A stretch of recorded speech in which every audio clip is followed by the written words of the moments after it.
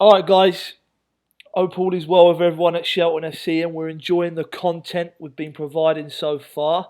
As we said, in a previous message, myself and Coach Joel, who's with me on this call, we're just going to do a little kind of every 3 or 4 days, a little weekly video cast, podcast, whatever they're called, and we're going to put it out to our soccer community. And it's really just us talking about everything soccer. And obviously this one, we've just picked a couple of questions, 2 or 3 questions, and we'll talk about it. 10-15 minutes long, and we hope you'll find it insightful and enjoyable. But just to create that little bit of interaction as well, we want you guys to ask us what you want us to talk about when we do this again in future little conversations. So in the comment box, not on YouTube but on our Facebook page, any questions that you want us to talk about, from what's our favourite player to what inspired us to get into the game, which we might talk about on this one here, or anything really. What brought us out to the US. Throw it in the comment box, and we'll add it into one of these other little video casts. So, anyways, we'll get started. How are you, Joel? All good?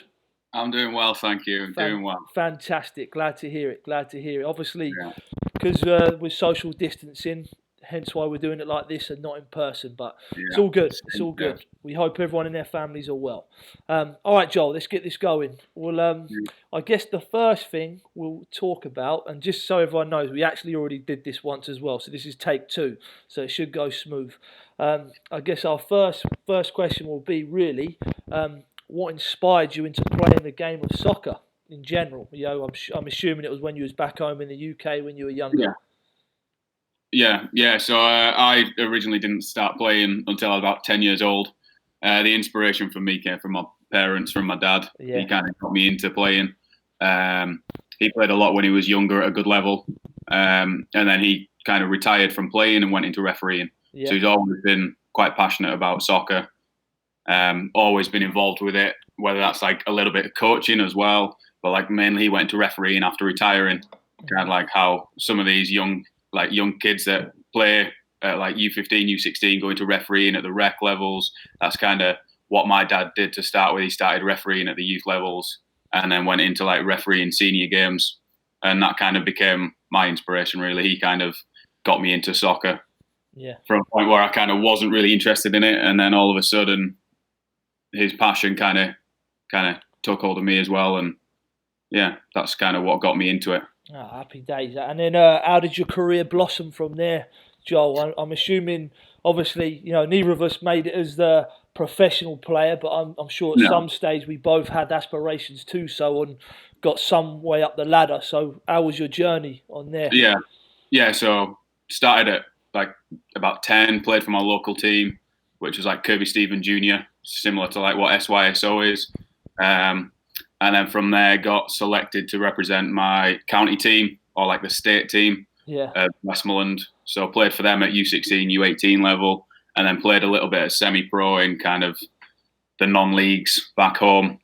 And then played for there for a couple of years, played a little bit of semi-pro amateur level back home, and then ended up coming over here playing at Bridgeport United, semi-pro club over here as well in the Connecticut State League.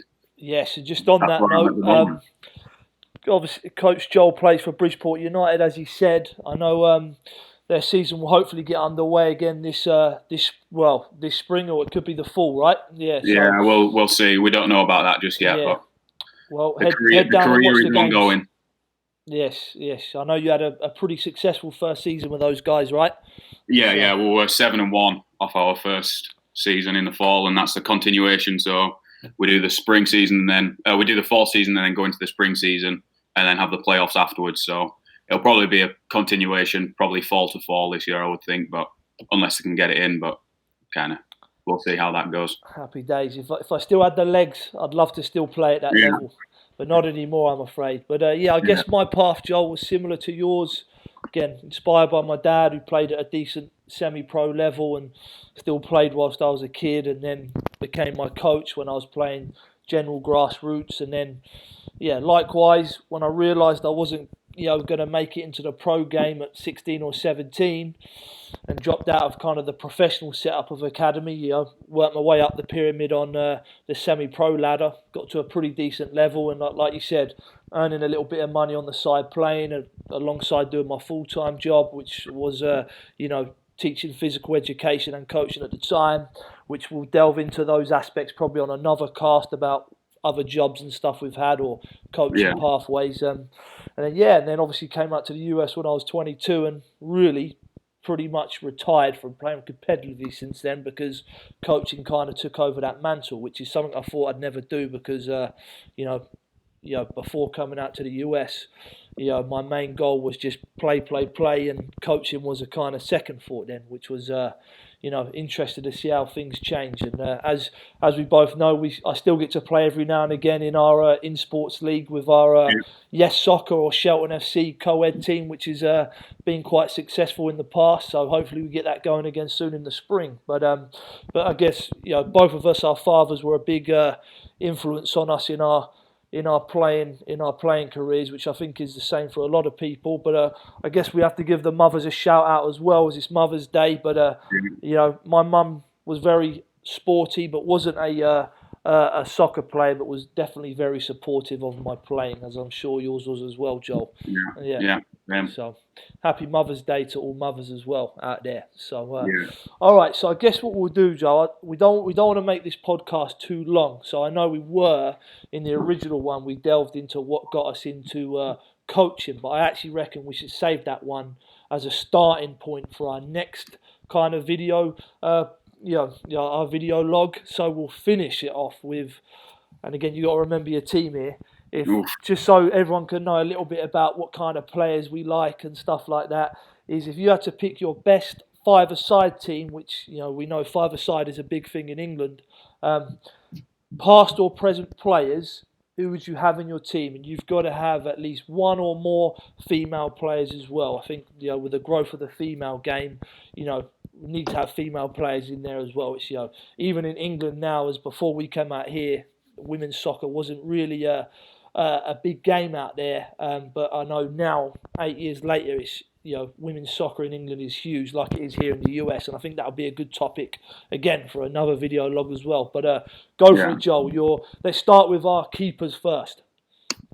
Goalkeeper first. I'll probably go with the Italian stallion. Still doing it now, I think, at Juventus at the age of, 42, 43, yes. Gianluigi Buffon. Great choice. And hopefully he gets that Champions League medal before he retires. Yeah. I'm sure he will, but absolute class act. Yeah. All right, my goalkeeper.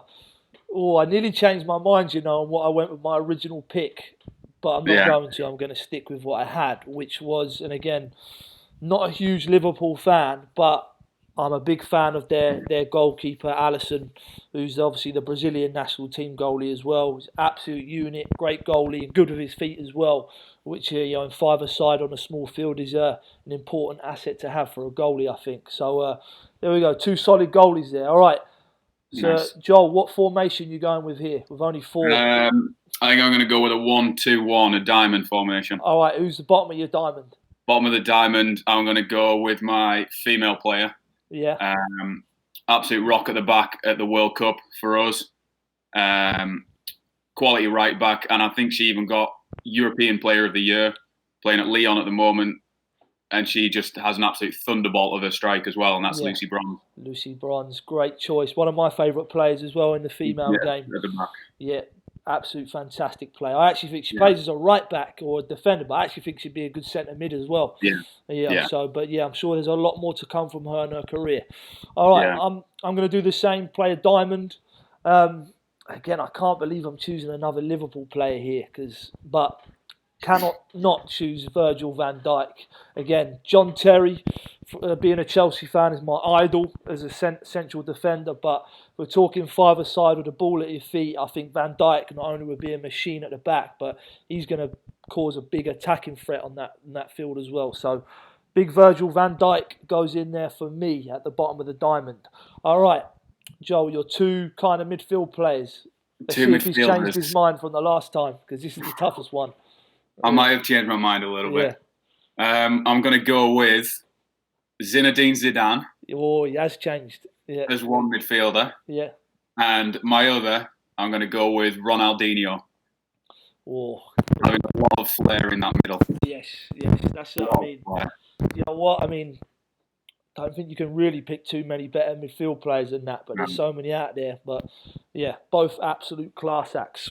Yeah. Can't go wrong there. For any of our younger generation players listening who aren't aware of who Zidane and Ronaldinho are, Just YouTube them and you'll see what they're about.